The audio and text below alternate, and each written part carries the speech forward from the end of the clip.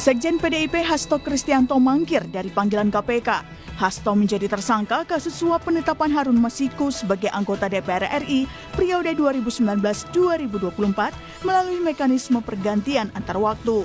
Dalam surat pemberitahuan, Hasto beralasan menghadiri acara yang tidak bisa ditinggalkan. Kita kembalikan lagi ke perkara saudara HK yang bersangkutan sudah memberikan konfirmasi ketidakhadiran dan penyidik menyetujui akan mereschedule. Apakah nanti dibuatkan surat panggilan kedua atau tidak, itu nanti kita akan lihat ke depannya. Bagi tersangka, maka penyidik bisa mengeluarkan surat perintah penangkapan. Ya, bagi tersangka. Ya, saya pikir saudara HK dalam beberapa kesempatan sudah menyatakan beliau akan taat terhadap prosesnya. Partainya juga akan menghormati prosedur dan proses hukum yang sedang berjalan. Saya pikir ini kita tunggu saja, kita ikuti. Semoga beliau di tanggal yang nanti sudah disepakati dengan penyidik akan hadir di Gedung Merah Putih dalam pemeriksaan sebagai tersangka. Hal yang sama juga disampaikan juru bicara PDI Perjuangan Guntur Romli. Dia bilang Sekjen PDIP Hasto Kristianto tidak dapat hadir memenuhi panggilan KPK karena sudah terjadwal dengan agenda kegiatan rangkaian HUT partai. Oleh karenanya, PDIP meminta KPK dapat melakukan jadwal pemanggilan ulang kepada Hasto. PDI Perjuangan dan Saudara Sekjen DPP PDI Perjuangan, Mas Hasto Kristianto, akan selalu taat hukum, akan selalu mengikuti semua prosedur. Namun karena ada rangkaian hari ulang tahun Partai Demokrasi Indonesia Perjuangan pada tanggal 10 Januari tahun 2025, maka Saudara Sekjen tidak bisa memenuhi panggilan KPK pada hari ini. Dan kami juga memohon kepada KPK untuk menjadwalkan ulang setelah acara hari ulang tahun Partai Demokrasi Indonesia Perjuangan pada tanggal 10 Januari tahun 2025. Di hari yang sama, tim penyidik KPK juga memanggil mantan komisioner KPU Wahyu Setiawan. Dalam kasus Harun Masiku, Wahyu divonis 7 tahun penjara melalui putusan kasasi Mahkamah Agung di pertengahan tahun 2021. Wahyu terbukti menerima suap untuk menetapkan Harun sebagai anggota DPR RI dari Dapil 1 Sumatera Selatan. Harun yang berada di posisi 6 raihan suara justru ditetapkan sebagai anggota DPR RI. Dalam kasus Harun Masiku, KPK juga sudah memeriksa sejumlah tokoh, mulai dari mantan Menteri Hukum dan HAM Yasona Lauli dan mantan Direktur Jenderal Imigrasi Roni Franky Sompi. Keduanya diperiksa terkait perjalanan Harun Masiku yang menghilang sejak ditetapkan sebagai tersangka oleh KPK pada 9 Januari 2020. Tapi, kasus penetapan Hasto sebagai tersangka tak hanya menjadi sekedar sorotan publik. Ada dugaan Hasto menjadi tersangka sebagai buntut panasnya hubungan PDIP dan Presiden ke-7 Republik Indonesia, Joko Widodo. Apalagi di akhir tahun lalu, PDIP resmi memecat Jokowi sebagai kader. Tak hanya itu, Hasto juga sempat mengumbar punya video terkait skandal elit politik. Salah satunya soal Presiden 3 periode, di mana Jokowi disebut sebagai pihak yang meminta agar bisa memperpanjang masa jabatan Presiden, meski soal ini dibantah oleh Jokowi. Tidak pernah yang namanya saya minta perpanjangan atau 3 periode kepada siapapun. Tanyakan saja ke Ibu Mega. Atau tanyakan saja ke Mbak Puan, atau tanyakan saja ke partai-partai. Kapan, di mana, atau siapa yang saya utus. Enggak pernah ada. Ya. Jangan menjadi framing jahat seperti itu. Enggak baik. Lalu benarkah Hasto jadi tersangka karena motif politik atau memang karena persoalan hukum? Tim Liputan Kompas TV.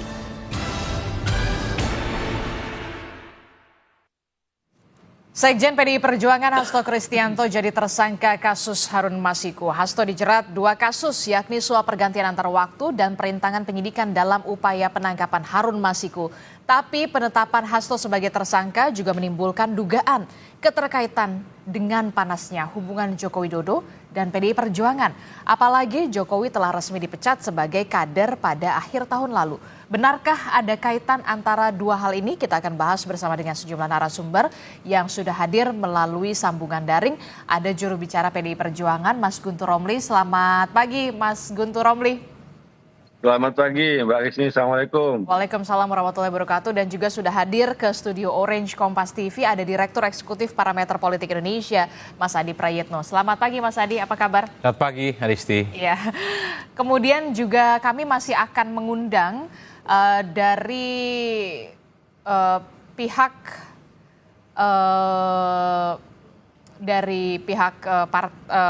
sejumlah pihak begitu ya, Projo. Tapi kita masih Jokowi Mania juga masih akan bergabung kemudian begitu ya. Saya ke Mas Guntur Romli dulu. Mas Guntur, jadi benar kemarin itu Mas Hasto tidak bisa hadir karena ada acara PDI Perjuangan persiapan untuk tanggal 10 Januari.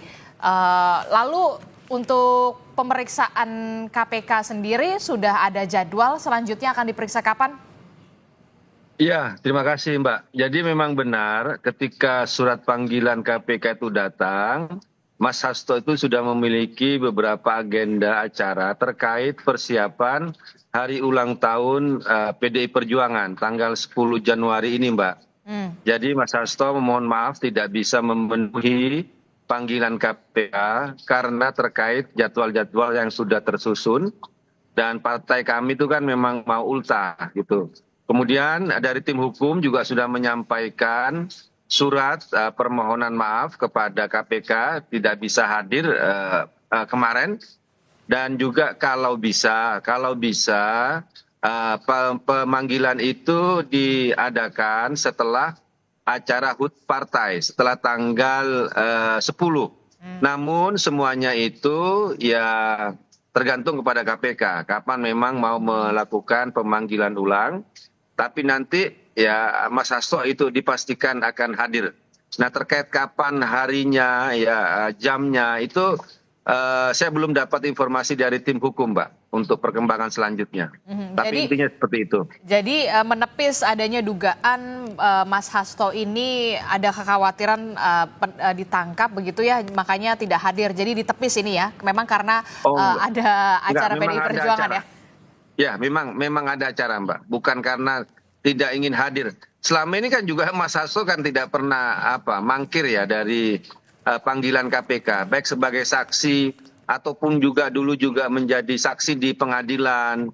Jadi segala proses hukum akan selalu diikuti dan akan mengikuti prosedur Mbak. Jadi nggak akan mangkir. Kalau memang ada acara ya nggak bisa hadir ya.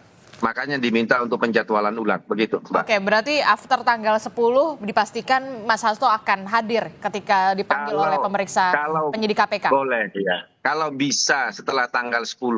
Makanya semuanya diserahkan kepada KPK, kalau bisa gitu. Kalau Ibu Mega sendiri bagaimana? Kan waktu itu beberapa waktu yang lalu begitu ya, Bu Mega sempat mengatakan akan turun tangan lah ketika Mas Hasto ini ditersangkakan dan segala macam lah. Nah ini ditangkap begitu. Nah bagaimana sekarang? Ya itu pernyataan Ibu Megawati Soekarno Putri kan terkait memang yang sebagai bentuk tanggung jawab beliau sebagai ketua umum yang tidak akan membiarkan ya sekjennya yaitu Mas Hasto menghadapi hukum ini kan sendirian. Karena kalau kita menyimak kembali rilis yang dibacakan oleh Ketua KPK saat penetapan, mentersangkakan Hasto Kristianto itu kan selaku sekjen PDI Perjuangan, itu kan juga ada jelas Mbak. Kemudian juga yang disebut dengan bukti-bukti yang disampaikan Ketua KPK saat itu, meskipun bagi kami itu bukti yang nggak terkait dan tidak masuk akal, bahwa terkait penempatan caleg, terkait PAU yang disebut sebagai bukti kasus penyuapan, itu kan menunjukkan bahwa Hasto Kristianto ditersangkakan karena sebagai sekjen PDI Perjuangan dan ada tugas-tugas kesekjenan. Maka dari itu Ibu Megawati Soekarno Putri sebagai ketua umum ya tentunya akan memberikan dukungan dan tidak akan membiarkan sekjennya ya, dikriminalisasi. Dalam konteks inilah pernyataan beliau sampaikan, Mbak, ketegasan untuk memberikan dukungan kepada Sekjen PDI Perjuangan. Akan turun tangan? Ya, tentu saja ya tidak akan membiarkan.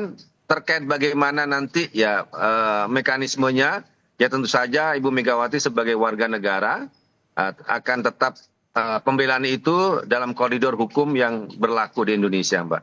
Tidak akan menyimpang lah dukungan-dukungan dari Ibu Megawati Soekarno Putri sebagai ketua umum, begitu. Oke, penetapan tersangka dari Mas Hasto ini banyak yang menduga ada kaitannya dengan pemecatan dari Joko Widodo dan juga beserta keluarga karena setelah tidak lama dari pemecatan Jokowi dan juga keluarga ini kemudian nama Sekjen PDI Perjuangan Hasto Kristianto ditetapkan menjadi tersangka. Respon Anda soal ini, benarkah demikian? Apakah ada kaitannya? Ya, itu sangat terkait, Mbak, bagi kami karena kami menyampaikan bahwa ini adalah kasus politik dan juga yang disebut dengan kasus politik adalah sikap politik dari Sekjen PDI Perjuangan Mas Hasto terkait beberapa isu dan soal ketegangan hubungan dengan Jokowi dan keluarganya itu kan tidak hanya dalam 1 bulan belakangan ini atau setelah pemecatan, tapi sudah setahun. Setahun setiap Mas Hasto itu bicara kritis, bicara keras, selalu ada yang mengingatkan sampai melakukan pengancaman atau intimidasi akan ditersangkakan dengan kasus Harun Masiku. Ya karena Sekjen PDI Perjuangan Mas Hasto merasa yakin tidak pernah terlibat dalam kasus penyuapan ini, ya. Benar Harun Masiku mendapatkan PAW dari DPP PDI Perjuangan, benar bahwa Harun Masiku adalah caleg waktu itu dari PDI Perjuangan itu sangat benar, ya, tidak bisa dibantah. Tetapi kasus penyuapan itu adalah kasus yang lain. Ya. Itu adalah inisiatif pribadi dari Harun Masiku yang menyerahkan uang kepada Wahyu Setiawan yang waktu itu adalah komisioner KPK. Nah kalau harusnya masalah hukum itu kembali kepada soal antara dua pihak itu, antara pihak yang menerima suap dan orang yang menyerahkan suap. Hasto Kristianto sebagai sekjen tidak terlibat dalam kasus ini. Bahkan bagi kami, Mas Hasto kemudian partai menjadi korban dari kasus ini. Sehingga selama ini menjadi semacam sandera politik. Ya kembali ke soal tadi bahwa Mas Hasto selama ini sudah mengalami intimidasi, ancaman karena merasa yakin tidak terlibat dengan kasus ini, maka ya tidak pernah takluk, tidak pernah menghiraukan soal ancaman-ancaman itu, dan ancaman itu memang selalu datang dari kubunya Jokowi. Ya, bahkan 1 bulan yang lalu juga sudah rame dalam sebuah podcast Mas Hasto juga menyampaikan, ada yang menyampaikan bahwa akan ada beliau menjadi tersangka, dan ternyata ya setelah pemecatan dari Jokowi, ya pemecatan terhadap Jokowi dan keluarganya, kasus ini juga keluar. Okay. Kemudian jangan lupa bahwa ketua KPK yang sekarang itu adalah orang yang dipilih, yang ditentukan oleh Jokowi. Jadi seakan-akan tugas pertama dari ketua KPK kok mentersangkakan orang atau sekjen yang memecat Jokowi. Seakan-akan kami melihatnya juga seperti itu, Mbak. Begitu. Oke, tadi Anda menyebutkan ada pengancaman di sana. Apakah memang ada Mas Hasto dan juga pihak kuasa hukum punya buktinya soal adanya pengancaman tersebut? Sudah mengantongi? Iya, ada. Iya Mbak, ada bukti. Jadi itu kan nanti akan disampaikan dan itu sudah semacam pernyataan pengancaman itu sudah dinotariskan oleh Mas Hasto sebagai pernyataan yang memiliki dasar hukum lah ya. Kalau nanti ada apa-apa lah dengan Mas Hasto itu. Kemudian juga yang disampaikan juga dalam sebuah berita majalah lah itu kan juga ada terang kan bahwa ada utusan. Kemudian juga kronologi juga nanti akan disampaikan secara lengkap, kapan ya, di mana saja itu kan, dan terkait isu apa saja ya. Sebenarnya Mas Hasto juga sudah Oke. menyampaikan beberapa kali persoalan ini, Mbak. Apa yang membuat beliau diancam? Apa pernyataannya itu kan ada beberapa kasus sebenarnya itu. Oke, Gitu, saya Mbak. ke Mas Adi. Mas Adi, jadi dari segi politik, dari sisi politisnya, Anda melihat memang ada kaitannya penetapan tersangka Hasto karena memang berdekatan sekali ketika PDI Perjuangan memecat Jokowi dan juga keluarga. Ya, bagi saya secara prinsip bahwa ketegangan antara Hasto PDIP dengan Pak Jokowi itu tidak bisa dibantah. Itu kan terjadi memang jelang akhir-akhir masa kekuasaan politik Jokowi, ketika Jokowi itu menyatakan sikap politiknya yang berbeda ya dengan PDIP di Pilpres 2024 saat itu. Jadi praktis setelah hubungan itulah kemudian memang hubungan Jokowi dan Hasto dan PDIP memang bisa dipastikan sudah tidak akur dan tidak bisa disambung lagi. Nah, itu yang kemudian menebalkan kenapa misalnya kita lihat satu persatu elit-elit PDIP itu kan mengkritik segala hal yang disampaikan oleh Pak Jokowi dan seterusnya dan seterusnya. Lalu publik bertanya-tanya apakah persoalan politik ini juga akan merambat kepada persoalan hukum.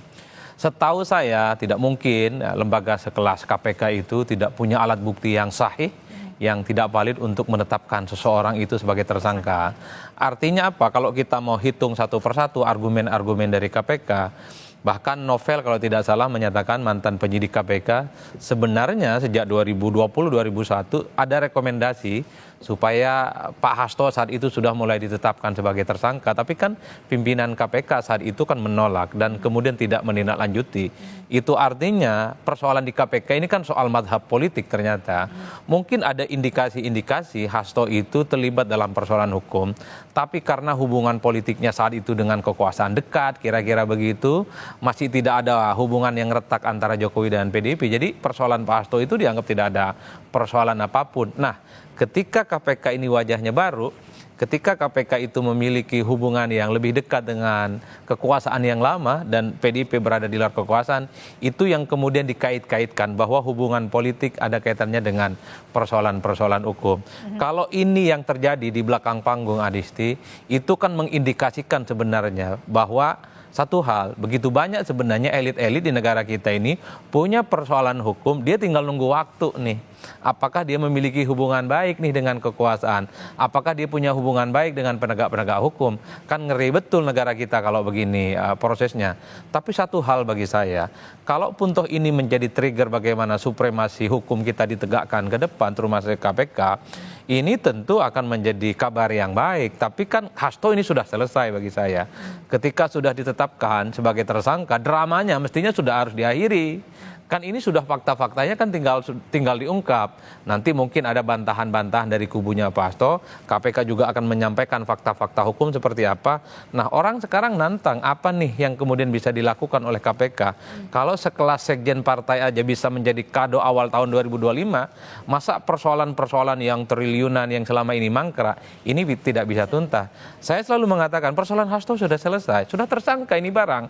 Apalagi mau dikembang-kembangkan. Orang-orang yang selama ini terkait dan seterusnya itu kan sudah dipanggil satu persatu.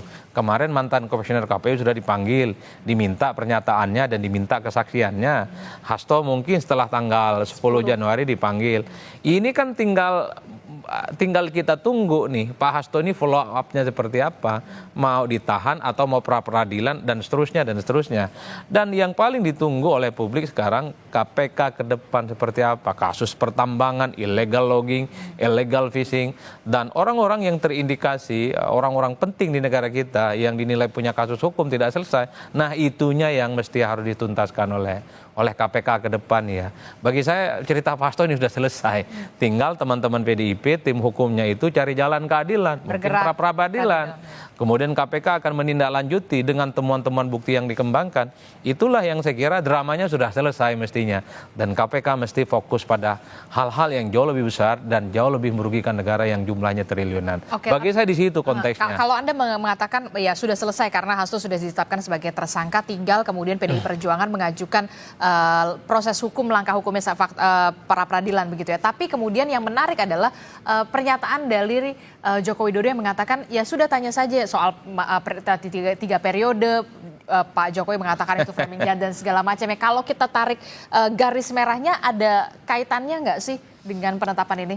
Kan kalau mau jujur sebenarnya bagian dari salah satu amunisi perang-perangan ya antara Pak Hasto PDIP dengan Pak Jokowi ini kan mungkin karena saat itu ada keinginan 3 periode ditolak, kemudian menambah masa jabatan presiden gara-gara COVID misalnya 2 tahun juga ditolak dan seterusnya.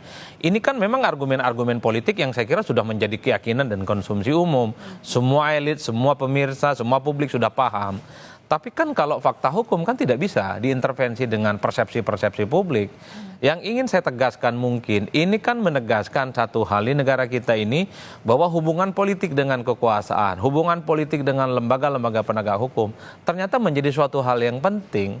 Oleh karena itu, kalau apa yang terjadi pada Pak Hasto ini adalah ada persoalan politik, ini kan menunjukkan bahwa sebenarnya persoalan-persoalan hukum begitu banyak terjadi, tapi karena dia punya jaring pengaman kekuasaan, punya jaring kekuatan hukum di dalam, dia dibiarkan dan aman. Kan nggak elok kita melihat bagaimana penegakan hukum kita ke depan. Oleh karena itu, kalau saya menantang, sudahlah kasus Pak Hasto ini sudah selesai. Ayo yang lain, ada tidak elit-elit yang disangkut pautkan dengan kebijakan-kebijakan yang dinilai merugikan negara selama ini? Bisa tidak KPK itu menindaklanjuti? Ini persoalan Hasto sudah 5 tahun loh. Ada persoalan di negara kita itu yang 7 tahun, 10 tahun yang lalu yang jumlahnya triliunan bisa tidak mengungkap. Kan ini yang kebenarnya sebagai pembuktian bahwa KPK itu bekerja bukan karena pesanan, bukan karena order, bukan karena selera politik, bukan karena posisi politik seseorang.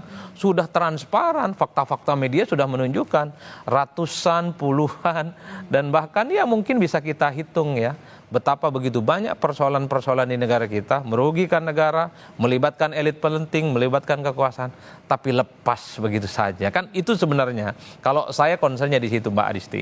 Kalau tadi Mas Adi Prayitno mengatakan kalau pada saat Novel mengatakan pada beberapa media begitu ya, podcast begitu, sebenarnya nama Hasto ini sudah ada untuk potensi untuk ditersangkakan dari 2020 lalu, tapi kemudian karena memang ada kedekatan dengan kekuasaan dan juga pada saat pimpinan KPK pada saat itu tidak terwujud begitu, baru sekarang. Nah, ketika PDI Perjuangan berada di luar pemerintahan, jawaban Anda Mas Guntur Romli? Ya kalau bagi kami Mbak, tidak ada yang tidak terkait dengan persoalan politik. Termasuk juga adalah persoalan hukum. Dan juga kalau kita melihat struktur KPK kan sekarang sudah tidak independen lagi. Kan itu sudah menjadi salah satu rumpun pemerintahan yang di situ sangat kuat pada persoalan eksekutif ya, di bawah presiden ya.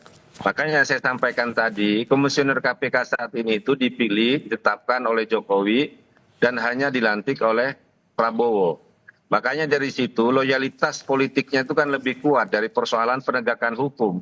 Apa yang disampaikan Bung Adi Praitno tadi, bagi saya itu kan mengafirmasi bahwa kalau hanya persoalan seperti Hasto Kristianto yang bukan pejabat publik, yang bukan pejabat negara, tidak ada kerugian negara sepeser pun dalam kasus ini, dan yang sudah 5 tahun ya, kemudian tiba-tiba menjadi salah satu prioritas, bahkan menjadi salah satu unggulan dalam tanda kutip komisioner KPK saat ini untuk menetapkan menyelesaikan kasus ini. Pertanyaannya adalah siapa ya yang benar-benar punya kepentingan terhadap kasus ini, dibanding kalau kita bicara tadi kasus-kasus yang sudah menyebut sebagai fakta pengadilan. Joko Widodo itu kan disebut namanya dalam beberapa pengadilan, di pengadilannya mantan Dirut Pertamina, di pengadilannya Yassin Limpo, di pengadilannya Johnny Plate, di pengadilannya apa yang sudah disebutkan. Tapi kan tidak pernah ada penelusuran atau kelanjutan dari kasus ini. Atau juga seperti nama Bobi Nasution dan Kahiyang, anak menantu Jokowi, dalam kasus yang disebut Blok Medan soal izin tambang. Ya, kemudian apa yang disampaikan oleh Bang Faisal Basri, dugaan penyelundupan biji nikel ke China yang merugikan uang negara triliunan, yang sempat ramai pada 2 tahun yang lalu tapi sampai sekarang udah nggak ada kejelasannya. Ya, kemudian juga laporan dari Ubaidillah Badrun terkait dengan dugaan kolusi korupsinya anak-anak Jokowi yaitu Gibran dan Kaisang, kan tidak pernah publik mendengar kasus private jet dan sebagainya. Jadi ini yang pertanyaannya ya, kalau KPK dalam prioritas yang dilaksanakan lebih nampak kepada tebang pilih, maka kami melihat siapa yang menjadi punya kepentingan ya terhadap tindak tanduk kebijakan KPK saat ini. Terkait juga misalnya beberapa elit ya, elit-elit politik yang sudah katakanlah disebut namanya atau menjadi dugaan atau juga menjadi yang sudah kasus-kasusnya mulai masuk dalam penyidikan atau apapun lah ya. Dan ini nggak pernah diselesaikan. Persoalannya adalah mereka saat ini memang lebih dekat kepada kekuasaan. Jadi kami melihat bahwa KPK saat ini lebih banyak menjadi alat politik ya, kekuasaan. Begitu, Mbak. Oke, tapi kalau dari PDI Perjuangan sendiri kan melakukan pendampingan secara hukum juga, bantuan hukum kepada Mas Hasto. Apakah nanti juga akan mengajukan pra-peradilan? Ini kan yang kemudian jadi pertanyaan. Kalau memang Anda mengatakan ini soal politik, sandera politik dan segala macam gitu. Tapi kan dari segi hukum, PDI Perjuangan Mas Hasto bisa mengajukan pra-peradilan soal penetapan tersangka Hasto Kristianto ini. Jangan dijawab dulu, Mas Guntur, kita akan jeda dulu sejenak, tetaplah bersama kami di Sapa Indonesia Pagi, kami akan segera kembali. Terima kasih Anda masih bersama kami dalam Sapa Indonesia Pagi. Saudara, masih membahas soal antara penetapan tersangka Hasto Kristianto oleh KPK yang diduga erat kaitannya dengan apakah ada kaitannya dengan konflik dengan Joko Widodo dan PDI Perjuangan. Masih membahasnya bersama dengan Mas Guntur Romli dari PDI Perjuangan dan juga sudah hadir ke studio ada Mas Adi Prayitno. Lanjutkan dialog kita begitu ya. Kami juga sudah mengontak sebenarnya, mencoba menghubungi Projo dan juga Jokowi Mania, tapi sampai saat ini belum ada respon sama sekali. Kami berharap bisa bergabung bersama kami dalam dialog di Sapa Indonesia Pagi hari ini tentu saja. Ke Mas Guntur Romli. Mas Guntur, jadi kalau PDI Perjuangan sendiri kan sudah memberikan pendampingan secara hukum begitu ya, dukungan juga. Anda menyebutkan ini sandera politik dan erat kaitannya terhadap politik dan segala macam. Nah, apakah memang akan mengajukan pra-peradilan kalau memang sudah tidak puas begitu dengan penetapan tersangka dari Hasto Kristianto ini? Ya Mbak, tadi Projo dan Jokowi Mania nggak ada ini Mbak. Iya, kami masih mengontak terus. Belum ada yang bangun kayaknya. Jadi gini Mbak, terkait dengan pembelaan hukum, ya tentu saja itu ada tim hukumnya ya. Biasanya itu disampaikan oleh Bung Roni Talapesi. Dan itu ya pembicaranya beda lagi Mbak. Kalau soal hukum, saya kan tidak terlalu mengenal persoalan hukum yang ada di Indonesia, hanya belajar dikit-dikit. Background bukan background hukum ya, saya sama kayak Bung Adi Prayitno itu. Kalau hukum Islam bolehlah kita bicara, tapi ini kan hukum yang ada di Indonesia. Nah, kalau terkait dengan pembelaan hukum, soal apa dan lain-lain itu tim hukum Mbak yang bisa diminta untuk menyampaikan hal itu. Kalau saya kan ya batasnya ya ini terkait dengan isu-isu politik, terkait dengan isu-isu kepartaian, bukan persoalan hukumnya, begitu Mbak. Tapi pada intinya tim hukum tentu saja akan melakukan pembelaan menggunakan segala kekuatan, upaya yang tentu saja dalam koridor hukum untuk memberikan pembelaan terhadap Mas Hasto gitu Mas. Dari informasi yang kami dapatkan begitu ya, ada informasi kesolidan PDI Perjuangan masih solid ataukah kemudian agak sedikit riak-riak karena adanya Sekjen PDI Perjuangan yang ditetapkan sebagai tersangka. Ada sejumlah faksi-faksi begitu ya yang kemudian di internal. Benarkah demikian? Kita ingin mengonfirmasi. Kalau disebut bahwa kasus ini tidak berdampak kepada PDI Perjuangan, tentu saja berdampak, Mbak. Ya karena bagaimanapun kan Mas Hasto sebagai sekjen partai dan juga sangat terganggu dengan beberapa rangkaian-rangkaian acara yang harusnya benar-benar fokus ya HUT partai, kemudian juga tahun ini akan ada kongres, tentu saja sangat terganggu dengan penetapan Sekjen PDI Perjuangan sebagai tersangka. Namun terkait dengan kesolidan ya kesatuan yang ada dalam partai ya sampai saat ini masih tetap solid, Pak. Ya karena sampai saat ini pun Mas Hasto tetap sebagai Sekjen PDI Perjuangan dan itu yang menjadi kemauan, yang menjadi perintah dari Ibu Ketua Umum Megawati Soekarno Putri. Jadi kalau dinamika di internal ya tentu sajalah diskusi terkait dengan kasus ini pasti ada. Tapi itu tidak menunjukkan adanya perpecahan atau menunjukkan faksi karena kan semua tunduk kepada Ketua Umum PDI Perjuangan Ibu Megawati Soekarno Putri. Gitu, Mbak. Karena memang saya harus mengonfirmasi ini, katanya informasinya kalau di internal PDI Perjuangan sendiri ada yang kemudian mendukung pro Jokowi, kemudian ada yang kemudian tetap teguh pada peraturan dari keputusan Bu Megawati. Nah, kami ingin mengonfirmasi soal itu sebenarnya, Mas Guntur. Oh, nggak ada, Mbak. Nggak ada pendukung Jokowi di PDI Perjuangan, Mbak. Apalagi setelah dipecat, itu kan udah jelas. Itu kan statusnya udah jelas sekarang, Mbak. Kalau sebelum ini ya mungkin bisa ada yang bertemu atas nama kader, ya sama-sama satu partai. Tapi ketika pemecatan itu sudah datang, dan itu merupakan bentuk penegasan dari Ibu Ketua Umum bahwa Jokowi sudah bukan bagian lagi dari PDI Perjuangan. Dan apabila ada, misalnya ada kader yang melakukan komunikasi atau pertemuan atau apapun, pasti akan ada sanksi yang tegas dari partai itu, Mbak. Itu nggak ada kalau sekarang itu sudah, Mbak. Oke, Begitu. jadi memang ketika Joko Widodo sudah dipecat, walaupun memang kalau memang ada betul yang kemudian mendukung Joko Widodo di dalam internal PDI Perjuangan, tidak mungkin lah Joko Widodo kembali lagi menjadi merah, begitu ya? Ya, nggak mungkin itu sudah, Mbak. Nggak mungkin itu sudah. Oke, saya ke Mas Adi. Mas Adi, kalau kita melihat begitu ya hubungan Joko Widodo bersama PDI Perjuangan yang tadinya kita tahu seiring sejalan, kemudian dengan berbagai macam riak-riak sampai akhirnya semacam ini terjadi begitu ya. Anda melihat PDI Perjuangan masih akan tetap solid dan memang tidak ada faksi-faksi di dalamnya atau seperti apa? Kalau bicara tentang PDIP solid, saya kira sampai hari ini cukup solid. Itu kan menunjukkan kalau kita melihat hasil Pileg 2024. Saat itu jelas-jelas PDIP sudah ditinggalkan oleh Jokowi, dan Jokowi memang lebih dekat misalnya ke partai yang lain seperti PSI, dan Gibran bergabung dengan Prabowo Subianto. Dalam konteks Pileg saya kira PDIP masih cukup solid dan cukup kuat. Terbukti sekalipun perolehan suaranya itu berkurang sekitar 3%, tapi kan PDIP tampil sebagai partai pemenang Pileg. Meski kita harus akui dalam konteks Pilpres itu kan wassalam. Perolehan suara Ganjar dan Mahfud kan di sekitar hanya kurang lebih sekitar 16% ya. Ataupun misalnya kalau ingin bicara tentang faksi-faksi, saya kira di semua partai politik faksionalisasinya cukup kuat. Tapi memang karena ada lem perekat namanya Megawati Soekarno Putri, jadi faksi-faksinya itu relatif konsolidatif. Per hari ini sekalipun Hasto itu sudah ditetapkan sebagai tersangka misalnya oleh KPK, tak ada satupun misalnya desakan-desakan untuk mengganti Hasto secara terbuka ya. Tidak ada kabar yang mengindikasikan karena itu. Artinya apa? Sepertinya memang PDIP ini sedang mengonsolidasi betul supaya di internal itu tidak ada gemuruh, tidak ada gejolak, sekalipun sudah mulai muncul suara-suara di luar supaya misalnya bagaimana nasib Hasto ini sudah mulai dipikirkan. Apakah ada penggantinya, apakah ada PLT atau dibiarkan seperti sekarang ini. Tetap sebagai sekjen tapi dengan posisi tersangka oleh KPK. Ataupun misalnya indikasi kedua bahwa di internal PDIP tidak ada desakan-desakan untuk mengganti ketua umum mereka, Megawati Soekarno Putri dan seterusnya.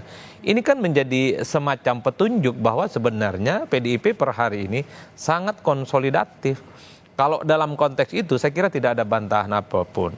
Nah, yang perlu diantisipasi memang ketika beberapa waktu yang lalu ya ada bukan billboard, ada baliho dan spanduk yang kemudian mempertanyakan keabsahan kepengurusan PDIP di bawah Megawati yang itu tanpa melalui proses kongres dan seterusnya. Mungkin itu juga menjadi indikasi loh. Ini baru pertama kali pasca reformasi ada pihak tertentu, entah itu siapa, entah itu orang luar, entah itu orang dalam, yang mencoba untuk mempertanyakan. Bisa saja ini menjadi pintu masuk loh.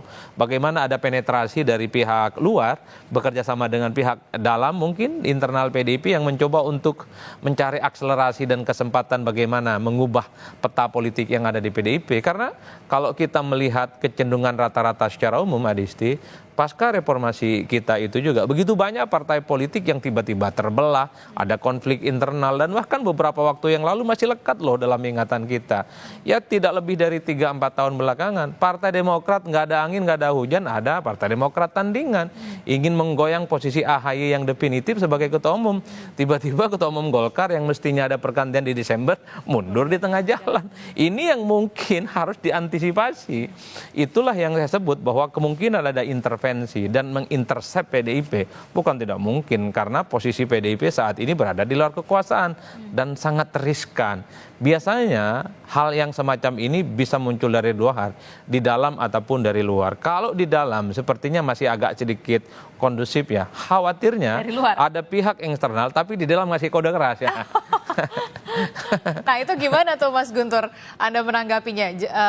Ada yang harus diwaspadai soal intervensi dari luar begitu ya untuk kesolidan dari PDI Perjuangan? Ya, memang kami sudah mewaspadai, Mbak. Apalagi yang disampaikan oleh Ibu Ketua Umum, Ibu Megawati Soekarno Putri pada tanggal 12 Desember itu kan pernyataan beliau sudah tegas. Bahwa ada yang mau mengaut-aut, yang mau mengacak-ngacak, ada yang mau ngobrak-abrik partai ya. Dan itu beliau sampaikan secara tegas. Dan kami melihat juga persoalan seperti spanduk dan lain sebagainya itu sudah kami laporkan kepada pihak yang berwajib ya. Karena ya sebenarnya untuk menelusuri kasus ini kan sangat mudah. Aparat tuh bisa punya CCTV di mana-mana yang bisa dilihat siapa yang memasang ya spanduk tersebut. Namun kami kalau melihat rekam jejak ya siapa yang bisa membelah Partai Demokrat, siapa yang bisa membelah Partai Golkar, kemudian juga beberapa partai yang lain ya. Kita juga bisa melihat ya ternyata ya orangnya ya itu juga yang baru dipecat dari PDI Perjuangan gitu kan. Kemudian juga terkait juga ada desain yang lebih besar bahwa upaya untuk mengganggu PDI Perjuangan dengan mempertanyakan soal keabsahan, kemudian juga terkait dengan masalah kasus hukum menggunakan bagi kami sangat kuat indikasi menggunakan KPK untuk menggedor ya atau melakukan serangan terhadap PDI Perjuangan seperti yang disampaikan tadi ya. Kalau kita bisa sangat mencurigai ketika statement dari Ketua KPK ketika merilis tersangkanya Mas Hasto Kristianto itu kan benar-benar dalam framing politik. Mas Hasto sebagai sekjen partai, kemudian yang dianggap sebagai bukti adalah tugas-tugas kesekjenan dan dari soal penempatan caleg, penempatan PAW. Jadi kelihatan sekali ini mau dihadap-hadapkan antara PDI Perjuangan dengan KPK. Siapa yang melakukan tentu saja bukan PDI Perjuangan, tapi ya dari KPK sendiri yang bagi kami menerima ya dalam tanda kutip pesanan-pesanan untuk mengganggu PDI Perjuangan. Jadi indikasi itu sangat kuat, Mbak. Begitu. Oke, saya sapa dulu Mas Guntur, ada Pak Handoko, Sekjen Projo, baru bergabung bersama kami. Selamat pagi, Pak Handoko. Oh, Mas Handoko. Mas Guntur. Ya, Mas Handoko, ini kita lagi membahas soal bagaimana... Kita lagi membahas ini soal bagaimana kemudian penetapan tersangka dari Hasto Kristianto, Sekjen PDI Perjuangan ini dikait-kaitkan dengan adanya konflik antara Joko Widodo dengan PDI Perjuangan. Nah, kalau dari Projo sendiri melihatnya seperti apa? Ya gini, kalau dari kami kan sebetulnya ya heran aja kami ini dari Projo ini selalu urusan apa-apa kemudian kaitannya ke Pak Jokowi. Ini yang susah untuk diterima oleh kami ataupun juga saya yakin sebagian besar rakyat Indonesia. Jadi seolah-olah apa yang terjadi yang bersinggungan dengan PDIP itu kemudian tertuduhnya jadi Pak Jokowi. Ini kan aneh gitu loh ya. Urusan Mas Hasto berurusan dengan KPK yang langsung yang disinggung adalah itu peran Pak Jokowi. Bagaimana itu kemudian bisa kita terima gitu logika semacam itu susah sekali padahal bahwa kita mengakui bahwa memang ada beda jalan antara Pak Jokowi dengan PDIP yang kita tahu dalam proses Pilpres kemarin ternyata Pak Jokowi tidak sejalan dengan PDIP. Tetapi kalau kemudian PDIP melakukan serangan-serangan yang cukup masif itu selalu mengarah ke Pak Jokowi, apa-apa kemudian dikaitkan ini adalah penyebabnya Pak Jokowi, saya kok menjadi merasa ini kok terlalu kemana-mana melantur terlalu jauh itu, makanya bahasa saya kemarin gitu kan urusannya selalu ke Pak Jokowi. Dan saya yakin sebagai sebagai sebuah partai politik yang sudah cukup matang, dan juga kita tahu semuanya PDIP ini menang pemilu berkali-kali, saya yakin terlalu menyederhanakan persoalan ini dengan kemudian menuduh Pak Jokowi. Semua partai juga biasa saja kan, ada kader-kadernya yang punya kasus, itu kan juga menimpa semua partai. Tapi kemudian kalau kemudian semua diarahkan ke Pak Jokowi, saya malah khawatir gitu. Tapi begini, kemudian banyak yang beranggapan kenapa begitu, karena memang penetapan tersangka Sekjen PDI Perjuangan Hasto Kristianto itu waktunya tidak lama setelah Joko Widodo dan juga keluarga dilakukan pemecatan oleh PDI Perjuangan. Itulah yang jadi kemana-mana, jadi mengaitkannya ke situ. Jadinya kan jadi kayak otak-atik gatuk Mbak gitu loh. Kan iya kan, jadi ini setiap ada peristiwa, ini Pak Jokowi, setiap ada peristiwa ini Pak Jokowi. Saya justru khawatir Mbak, kalau sikap seperti itu dikembangkan terus, itu justru kontraproduktif bagi PDIP. Saya khawatir itu Mbak. Itu. Jadi maksud saya udahlah, ya kita hadapi semua situasi ini, jangan kemudian tuduhan serangan mengarah ke Pak Jokowi, dan pelajaran selama ini ya nun sewu ini Mas Guntur dan kawan-kawan PDIP, semakin kenceng serangan ke Pak Jokowi itu semakin merugikan PDIP gitu. Itu yang justru makanya saya khawatir justru sikap-sikap semacam ini nanti makin kontraproduktif gitu. Oke, saya ke Mas Guntur. Mas Guntur, bagaimana nih kalau kata Mas Handoko semakin banyak keras serangan ke ke Joko Widodo ini semakin merugikan dari PDI Perjuangan? Iya, itu kan pendapatnya Mas Handoko ya.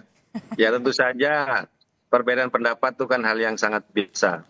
Tentu, dan kami kan juga memiliki sejumlah indikasi, petunjuk sampai bukti-bukti bahwa ini tetap ada hubungan antara kasus hukumnya Mas Hasto ini dengan persoalan-persoalan yang terkait dengan Pak Jokowi dan keluarganya.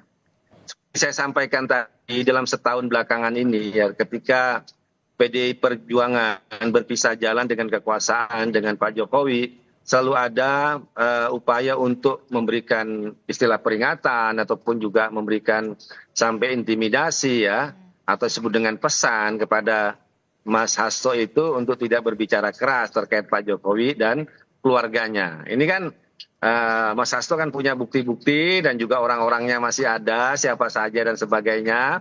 Ya seperti kayak kasus penolakan 3 periode, Pak Jokowi itu mengingkari, tapi orang-orang dekatnya yang menyuarakan masih ada sampai sekarang dan masih dekat sampai sekarang. Kalau memang mereka salah harusnya kan ditegur, harusnya diberi sanksi, kan ternyata tidak. Jadi ataupun juga ucapan Pak Jokowi sendiri terkait dulu yang soal Mas Gibran yang mau jadi sebut jangan cawapres, tapi masalah umur, masalah jabatan ternyata tidak terbukti ya, alias ingkar ya terhadap ucapannya sendiri. Jadi kalau dari rekam jejak pernyataan-pernyataan Pak Jokowi itu sendiri itu nggak bisa dipercaya. Kalau kita mau lihat rekam-rekam jejak, apalagi terkait dengan masalah-masalah politik ya. Jadi bagi kami ini bukan untuk mengatakan bahwa semua terkait dengan Jokowi, tentu saja tidak ya. Tapi beberapa kasus ya terkait dengan apa yang disampaikan oleh Mas Hasto sendiri, kasus-kasus hukum yang saat ini beliau hadapi dengan kronologi dekat dengan pemecatan, kemudian juga ada bukti di situ, kemudian juga KPK baru diangkat, kemudian program pertama adalah menetapkan Sekjen PDI Perjuangan. Jadi maksud Anda tidak ada yang kebetulan ya? Tidak ada yang kebetulan ya? Iya, tidak ada yang kebetulan. Oke, saya ke Mas Adi. Mas Adi, terakhir Mas Adi. Sinyal kuat sekali begitu ya Mas Handoko mengatakan semakin keras Joko Widodo diserang, semakin PDI Perjuangan merugi. Ya kalau melihat itu ya bisa kita lihat dalam Pilpres dan Pileg 2024 yang lalu. Di Pilpresnya memang kalah. Karena salah satu argumennya mungkin karena terlampau nyerang agresif Jokowi, tapi di Pileg karena runner up. Maksudnya dalam konteks Pileg itu ya PDIP masih tetap menang sekalipun 3% harus berkurang. Jadi dalam banyak hal ditinggalkannya PDIP oleh Pak Jokowi itu kan cukup merugikan sebenarnya bagi PDIP secara umum. Dan saya membayangkan kalau PDIP masih sama Jokowi 2029 ini, 2024 ini mungkin presidennya dari PDIP. bukan karena yang lain, karena apapun saat itu approval rating Jokowi kan di atas rata-rata. Itu kan adalah tidak sejalan. Nah, kan tinggal diuji ke depan di 2029 apakah ketika PDIP tak lagi bersama dengan Jokowi, Pilpres dan Pilegnya akan sekuat beberapa periode yang selanjutnya. Hanya waktu yang akan kemudian menjawab itu, Adisti. Kalau sekarang pasti hanya persepsi, kalau sekarang hanya sebatas asumsi, dan tentu itu hanya tidak lebih dari sekedar klaim-klaim politik bagi Projo, bagi relawan-relawan Jokowi, dan mungkin juga bagi PSI bahwa PDIP salah besar ketika terus agresif menyerang Jokowi, karena secara perlahan itu akan berdampak negatif. Tapi bagi PDIP semakin kencang menyerang Jokowi, justru pendukung-pendukung PDIP itu akan semakin kuat dan semakin membesar. Terutama dari mereka kelompok kritis, kelompok-kelompok pro-demokrasi, dan kelompok-kelompok yang selama ini merasa kecewa dengan Pak Jokowi. Nah, untuk menguji siapa yang kuat, apakah yang seperti Projo ini ataukah seperti PDIP, nanti tunggu di 5 tahun yang akan datang.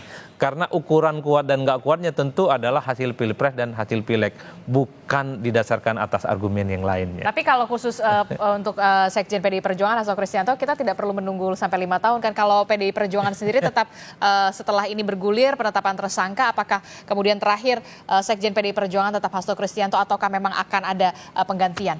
Singkat saja Mas Guntur. Ya tentu kalau kasusnya Mas Hasto, kami kan punya 2 proses Mbak ya. Ada proses hukum dan itu adalah tim pembela hukum yang akan memberikan pembelaan, dan juga terkait kami juga kan persoalan politik juga di situ kan sangat kuat. Paling tidak kan kami juga harus menyadarkan kepada masyarakat bahwa banyak loh kasus-kasus hukum itu hanya menjadi alat politik. Oke, kalau dari struktur partai politiknya? Strategi partai tentu saja ini yang paling ditunggu adalah Kongres PDI Perjuangan yang akan datang ya. Karena strategi-strategi partai ke depan itu benar-benar akan dimatangkan. Ya pengalaman sebelum ini, hubungan dengan berakhirnya dengan Pak Jokowi, kemudian juga putusan MK yang barusan ya untuk soal presiden threshold yang sudah tidak ada, presiden threshold ya. Itu juga akan menjadi kebijakan-kebijakan yang harus diambil oleh partai dalam Kongres, dan itu tempatnya di Kongres Mbak. Gitu. Oke, baik, kita akan tunggu bagaimana nanti di 10 Januari 2025 apakah nanti ada kejutan yang diberikan oleh PDI Perjuangan. Terima kasih Mas Guntur Romli telah bergabung bersama kami. Mas Handoko, terima kasih sudah bergabung. Terima kasih Mas Handoko, Mas Adi Praetno, terima kasih. Terima kasih. Terima kasih Bang Handoko, Bapak-bapak. Bang Sehat Guntur. selalu. Selamat pagi, Assalamualaikum warahmatullahi wabarakatuh.